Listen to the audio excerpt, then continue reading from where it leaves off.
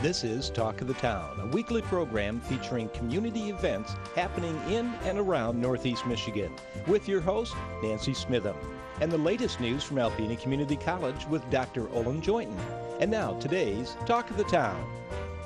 Good morning and welcome to Talk of the Town. I'm Nancy Smitham. My first guest today is Christine Wedge from Alpena County Library. Hi, Christine. Good morning, Nancy. I know you always have a ton of stuff, so let's get to it. Well, the first thing I'm wanting to talk about today is a special workshop for nonprofits. We are having on December 14th, which is Friday, a workshop to develop a strategic plan for nonprofits. And the reason we decided to have it is last year around this time, we had a 3-day nonprofit board development workshop, and it was really popular. In fact, we wound up having to turn people away because it was so many people wanted to sign up. So at the end of that 3-day cycle, we passed around a survey and said, what other kinds of things would really be helpful to your organization? And strategic planning was one of the very top vote getters. So I talked to the presenter from the Johnson Center for Philanthropy at Grand Valley about what kinds of trends are there in strategic planning. And my question was really, can we tackle this in a one afternoon workshop? And she said that actually the Johnson Center has been working on a more streamlined approach to strategic planning. So it's not thick binders and days and days of flowcharts, but how can you quickly narrow down the exact planning information that you need to make the decisions that will guide you to the greatest impact in the coming years. And from where we are, with the economy, I think every nonprofit really needs to focus on what are going to be the impact points. People are finding a need to return really closely to the mission and decide what are we really going to do to impact the people we're trying to help. And so this is a way to just in one day have a quick discussion and a plan and move forward on that. So it is Friday the 14th. It's at 1 o'clock. I think it'll probably end around 3:30 or 4. But I do need people to call me to register. And my number is 356-6188. Okay. I'm at extension 25. And we're going to limit the number of people who can come because we want it to really be a working session so people can really ask questions if they have them, get direction on their specific organization if they need it. And so we're going to keep it a little bit on the smaller side. But we do still have plenty of spaces. Yeah, it's only 40 people, so people better call and get registered. And once again, 356-6188. And right, extension 25. The one thing I would like to say is thank you very much to the Besser Foundation and the Community Foundation for Northeast Michigan. Both of those organizations are helping underwrite the cost of the program, which we couldn't do it without them. Well, it's a great event. We have so many nonprofit groups in our community, and if we can help them in any way, what a wonderful thing to do. We are looking forward to it. I think it'll be a good meeting. The response after the last one was really positive. Okay, now we have something coming up on the 12th we want to talk about. We have on Monday the 10th. That's the 10th. Thank you. Right. We have a Kindle class. So if you got a Kindle last year for Christmas or maybe in this past year for your birthday and you've just never really gotten in the groove of it, and sometimes you can kind of get it out and play with it a little bit, but it's not that easy for you to figure out. We have a class on Monday that will teach you not just how to use your Kindle, but also how to download free books from the library. Free books. So it's not a little cha-ching every time you go to read it. You can download a book and borrow it and read it and then just digitally return it to the library. So there's a class on that. The class is free, but we need you to call and sign up so we know to hold it. The number for that is, again, 356-6188, and that's the reference desk, or extension 14 is where they'll transfer you to sign up for that. Okay. And then on the 19th, Wednesday the 19th, I know some people look forward all year to the Make Ahead Holiday Brunch with Cooking with Eric. Eric Peterson from the Fresh Palate Gourmet and Catering will be at the library, and now we have a new setup with a mirror and a camera and everything, so you can really see what he's doing. He has all clear glass cookware, so you can see exactly what's happening, and he'll give you some great recipes so that you are not spending your holiday cooking food for other people, but you can actually prepare stuff in advance, and when Christmas Day comes, you can just relax, put the stuff on the table and accept the accolades for how great you are. And gives out free samples. Yes, he does give out free samples. So that's a terrific program, and he's a wonderful presenter, and it's very popular. Okay, next. So, the other thing that I really want to talk about is a brand new thing that the library is debuting, and actually one of the only libraries in the country offering this service. You probably have seen in magazines that you read or subscribe to that you can use your iPad or even your phone or your laptop or your desktop to look at a digital copy of a magazine now. And I think we're all kind of coming to terms with the fact that magazines aren't probably going to all exist in their print form for very much longer. So the library, through our Superior Land Cooperative, is testing out a program from a provider called Zinio, which will let you digitally access from wherever you are using your library card over 130 different magazines for free. Usually those digital subscriptions are not inexpensive, but these will be completely free to you. And one thing that happens with the digital books is if I check it out, you have to wait till I return it for you to check it out. With the magazines, you can be reading the same magazine I'm reading and someone else is reading. There's not a limit, so we can all flip through it on our devices. There's, like I said, over 130 magazines, and we're really big name titles: Newsweek, Forbes. I know. I look through Martha the list Stewart and Living. lots of books that I get at home, and like we discussed, you know, you get a magazine. It's so beautiful. It's so nice. You sit it on your coffee table, and pretty soon the pile's this big. And I mean, I'm fortunate. I have a recycle line that they go through with friends and family, and then they end up going to the hospital or to a nonprofit group or an agency for their waiting room. But I'm thinking of when you're unexpectedly delayed and you're waiting for someone, you know, flip open your phone and look at a magazine while you're waiting, so you just don't sit there with nothing to do. Yeah, it's really a neat service, and you know, the picture quality is outstanding. There's even, I just was flipping through one the other day, Consumer Reports.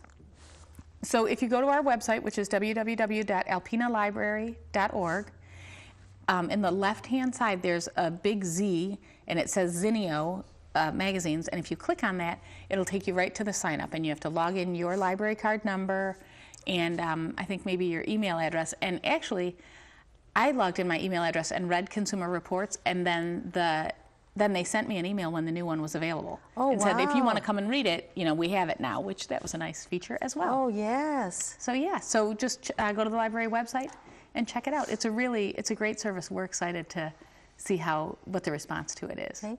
Well, I know you've had a really extremely busy year this year. Things are kind of winding down now towards the end of the year, but not too soon to start thinking about taxes and tax preparation and all that good stuff. Right. I don't have the exact dates from the folks at AARP, but typically they've done sort of a Monday, Wednesday, Saturday rotation. I would imagine that they'll do something similar. This is for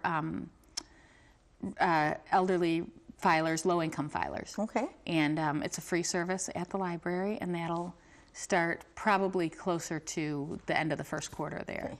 We're looking forward to that as well. That's always a fun partnership. So start thinking about all that stuff, and start thinking about the library if you're looking for something meaningful to do in the new year. If you want to be a volunteer or something, there's always volunteer opportunities. There really are, and actually our friends of the library are having their membership drive right now, and that's a really terrific program. And right in the very beginning of the next year, they're partnering with the Association for Lifelong Learners on a program for Swing, I believe, in January, and they'll also hold another community spelling bee, and then as we move on into the new year, they'll host that Books in the Baking, where you take a book and try to represent it with food. So that's a lot of fun activities, and to be a member of the Friends, it's really inexpensive. The base cost is only $10, and it's one of those groups where you can volunteer and do all kinds of things, or you can send in your membership and know that your dollars are doing some good in the community. Okay, and happy holidays to all of you at the library. Thank you very much, Nancy. You too. Thank you. I'll be right back with some updated information on the Real Fun Ice Fishing Tournament following these messages.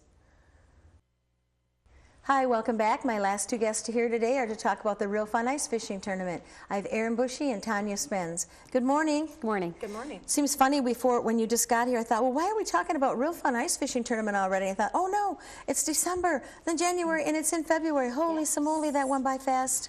Yes. And last year was a tremendous success, and this year is going to be bigger and better. Who wants to start me out? Tell me about this year. Well, I suppose I can. Okay.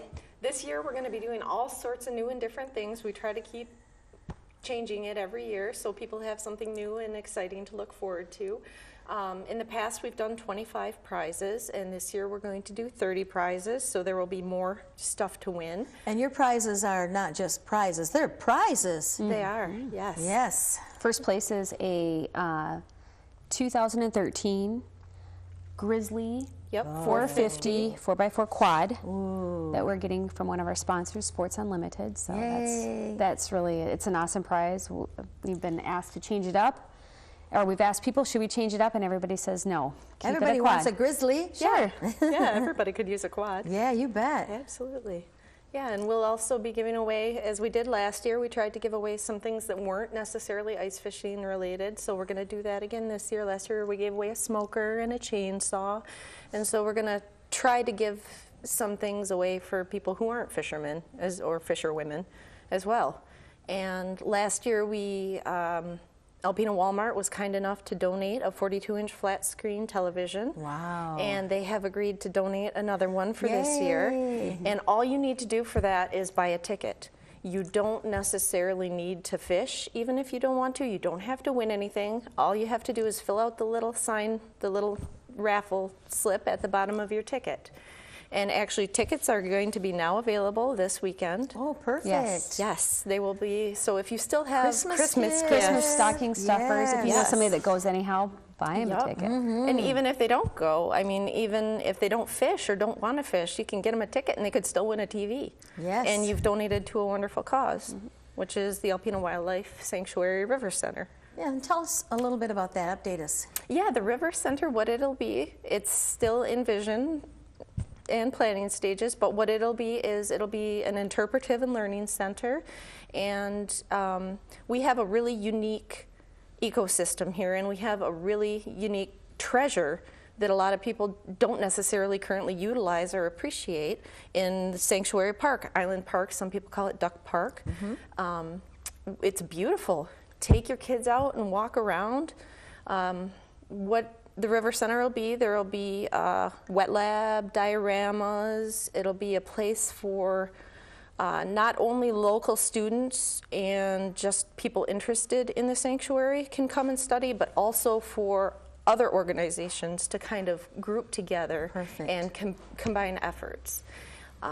In the past, the Real Fun Ice Fishing Tournament is the main fundraiser for the center, and in the past, the funds that we've raised have gone to put in the kayak launch in the floating dock system. I'm sure many of you this summer got out and they used it because Adventureland Sports is now there, and you can rent a canoe and rent a kayak, and you can go through. There's a canoe trail. We have pamphlets available that mark out the canoe or kayak trail.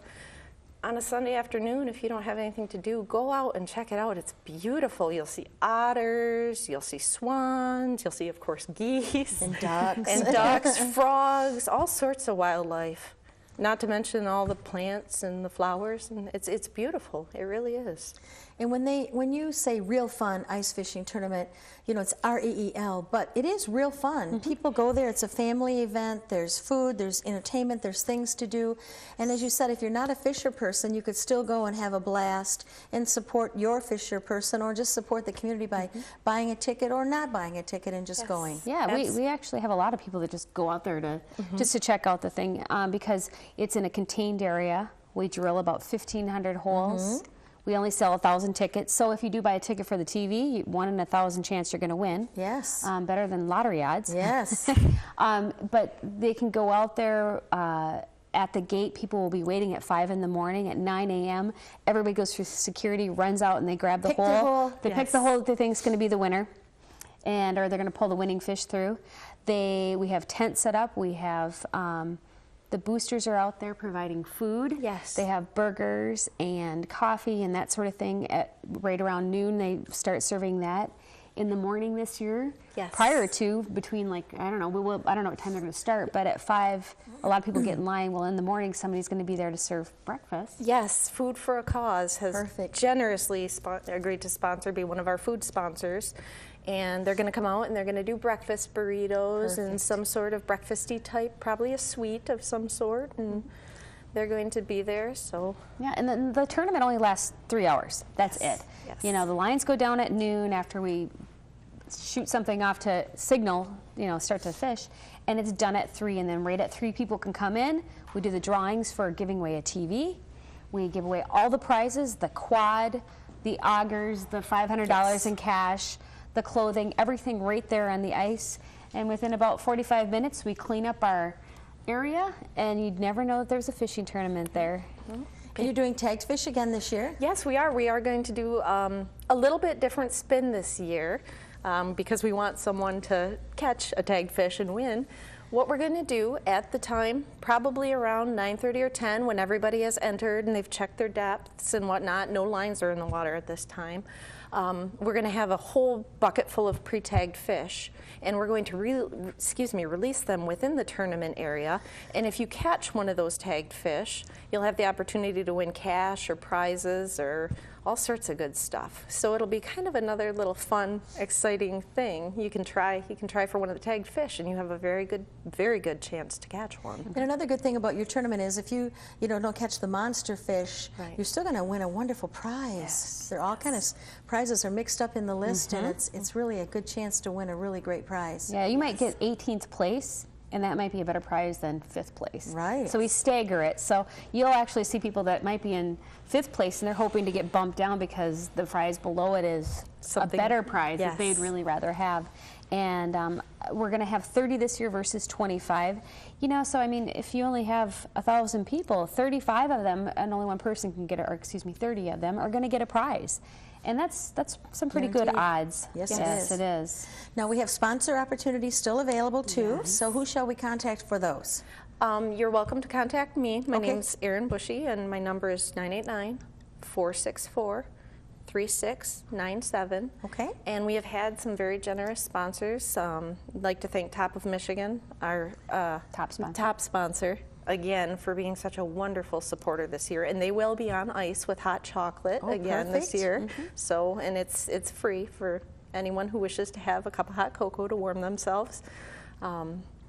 The Aplex has agreed to sponsor this year. Ooh, yes. Yes, we have a lot of the community is always very kind and generous and steps up to help us out, So to we help have- out the River Center. We have a lot of major sponsors that we're looking for. Yes. That offers a lot of advertising opportunities, such as on our website, which is www.icefishingalpena.com. But also, we give out a booklet like you would see, like a hockey Yes, booklet, it's a and there's a very nice lot of booklet. good places for people to buy just the smaller ads to advertise their business. And whether or not you think that your customers would go in an ice fishing tournament, that's kind of silly because we've had people from different states that travel here, people from downstate. We have actually quite a large radius where people travel from the outside to come here, and the whole family doesn't fish. Some of them are going shopping, and some are Yes, going to that's the true. movies, and some Staying are in the hotels and exactly buying gas, you bet. So going to a restaurant. So whether you want to put a coupon in the book, or you just want to advertise shopping that day, I would definitely contact Erin and get it in there. They're really reasonable, and we print several of those that go at the locations where we sell tickets, which is Yes. Clem's Bait Shop, Buck's Bait and Tackle, Yes. and the Alpena Chamber of Commerce. And we didn't say the date yet either. No, it's we try to hold the tournament on free fishing weekend every year, so anyone can participate because we have had people who don't have fishing licenses Sure. win in the past. So it's February 16th Okay. this year of 2013, and it is on a Saturday. And you're welcome to come out. As Tanya mentioned, people come out at 5 in the morning and they stand in line. Okay. And you can enter the tournament area at 9 a.m. Line's down at noon, and the tournament's done at 3. And if you don't know where it is by now, it's on Metzlar's Bay. Some people call it Whiskey Bay on Grand Lake. And there's a DNR launch there, and you can, parking is up to you, wherever you wish to park, however you wish. If you want a carpool, we do suggest that you don't park on the ice. That is done at your own risk. But come on down, just come on out through the launch, and you can show up and be ready to fish whenever you want. Okay, we're out of time. I want to thank both of you very much for being here, and I look forward to talking to you again soon about the Real Fun Ice Fishing Tournament. Thank you. Thank you. Please stay tuned for Dr. Olin Joyton following these messages. Good morning, everyone, and welcome back to Talk of the Town. I'm Olin Joyton, president of Alpena Community College. My guest this morning, Mr. Robert Roos, director of financial aid at the college. Good morning. Thanks for being with me this morning. Thank you for having me. Well, you're welcome.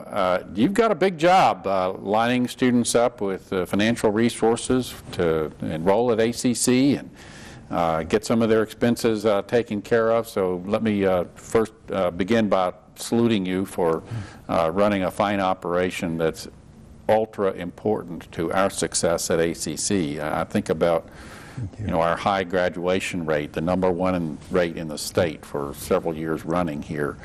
And we couldn't do that without the support that you and your staff provide for our students to be able to come to, afford to come to ACC. So thank you. Thank you. And it isn't just our office. There's a lot of other folks that are around us helping us and helping make our job a little bit easier, getting that money to those students. That's true. It's a team effort, and lots of people at ACC are involved in it. So. We are approaching the sign-up for the spring semester at ACC. Let's see, classes begin the third week in January, I believe. And January 14th. Main registration will begin, let's see if I can figure this out. Starting, I think, on the 8th of January. Okay, yep. Right. So, I think our big message today is going to be the importance of getting your financial aid applications and documents in early. Why don't you expound on that topic a little bit? That's very important, especially if you're looking to pay for those college classes on time and not lose classes and that kind of thing. You really want to give yourself as much time as possible, or give us as much time as possible to help you pay for your schooling. And help us help you. Yeah, exactly. Not only do we have a big job, but the students themselves have a big job in helping make that successful for themselves. Well, kind of walk through the process, and where would a student start out? The very first step really is applying for admission to the college. Right. That lets us know who the student is, how to contact them, and then when they do file for their financial aid, there's a means for us to match up that information, that financial aid information, with their record, and that becomes a very important step. You can apply to ACC online, or you can also visit our Office of Admissions, which is just to your left as you go into Van Laer Hall, the building on the south side of Johnson. That's correct, yes, and very helpful staff, and they get around to a lot of the high schools, and for the students that are beyond high school, I mean, we're there Monday through Friday. Just give us a call or stop in, and we'll definitely get you in the right track for. Okay, let's say now I'm a student. I've applied for admission, and I'm admitted. And then what about getting started with financial aid? Okay, the financial aid, you'd fill out a financial aid application, the FAFSA form, the free application for federal student aid, and that is a federal form that you do online. In the website to get that accomplished is www.fafsa.gov. Pretty simple to find. Yeah, and it's real important to go to that .gov site. There is a .com, and that those folks want to charge you dollars to apply, and you're going to put all the same information in as you will on the government website, and that is the official website, the .gov. FAFSA.gov. Correct. Right. Correct. Okay. Yeah. And what kind of questions does the FAFSA application ask a person? It'll ask very general name and address, social security number types of information. Then it gets into the family income. So if you're applying for this coming semester, for 2012-2013, it's going to be asking for your 2011 income information. And if you're a student under the age of 24, not married or have a family of your own, then it's going to also ask for your parents' tax information as well, and their. I'll say, so getting those IRS forms, the 1040 or the Easy form, whatever it is you used in the most recently completed tax year, tax filing, would be important. That would be what it's going to look for. But with this being all done online nowadays, you can actually link right from the FAFSA form to your tax information with the IRS, and that is the ideal way to apply. Okay. And you're grabbing that information. You know it's correct because they're grabbing it right from the right line and shoving it back into the FAFSA. So the right hand of the federal government knows what the left hand is doing. To some extent. That's good. Okay, filled out my FAFSA, then what do I do? Okay, so if you've applied online and punched in your PIN number that acts as your signature for that application, the school will get that information in a matter of a week's time, and then from there we'll contact the student as to if we need more information or not, or if we can get them awarded, we'll do it right away and send them a letter. And that'll letting them line know. a student up for all kinds of aid. Probably the most common or well-known one is the Pell Grants for Correct. students with financial need, and we have a large percentage of our students at some level of a Pell Grant. Is it 60% or so? Oh boy, you had to ask me that Okay, question. But yes, it is a real high percentage of our students are eligible for the Pell Grant. Again, it's based on income levels and Is it true sometimes people have to bring in additional documentation to your office? It is very true, and that's why we encourage folks to apply as early as possible.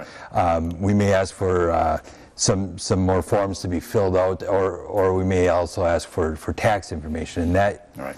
will take a little bit of time to get that tax information. So if the you do big the deal- linking process to the IRS, they'll take care of a lot of it for us.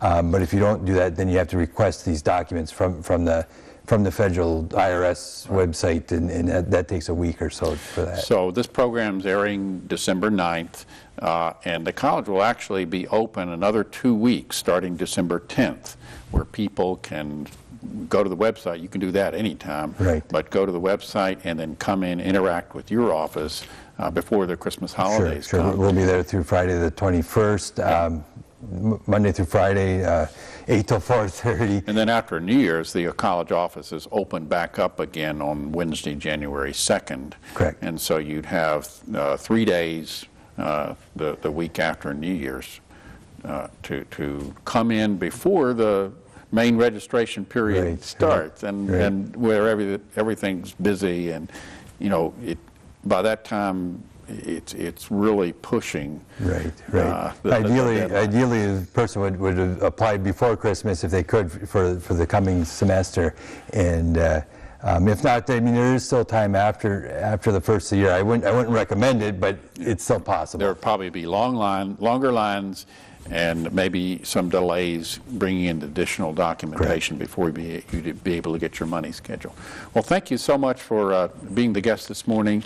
I like to say there's almost no financial excuse for not coming to ACC, and just about anybody can go through this process. You and your staff are so helpful in making the dream become a reality, going to ACC. So Thank you. Thank you. This has been Talk of the Town with Nancy Smitham and Dr. Olin Joynton. For a list of events taking place in Northeast Michigan, visit our website at wbkb11.com and click on Community. This has been a Thunder Bay Broadcasting Corporation production.